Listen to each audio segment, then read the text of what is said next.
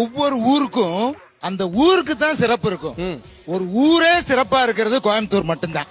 இப்ப திருநெல்வேலி மண்டலம் உட்கார்ந்துருக்காங்க. அவங்ககிட்ட வந்து ஒரு சைக்கிள் எடுத்து ஓட்டுங்கன்னா அவங்க என்ன சொல்லுவாங்க? ஏழே சைக்கிள் எடுத்து சவட்ல வேமா சொல்லுவாங்க. அதே இதுல மதுரையில வந்து அவர் பேசினாரு, கொண்டே உருவண்டா என்னடா பண்ற, ஒப்பாம பேசி கூறக்கூடாது அப்படின்னு சொல்லிட்டு அப்படி பேசுவாங்க. இதே இதுல வேலூர் பக்கம் போனீங்கன்னு வச்சுங்க, அவங்க அண்ணே ஒரு பொட்டிக்கால போய் அண்ணே ஒரு வாயப்பயங்குங்க அப்படின்னா அப்படின்ற சிறப்புலாம் அவன் வாய்க்குள்ளே வராது.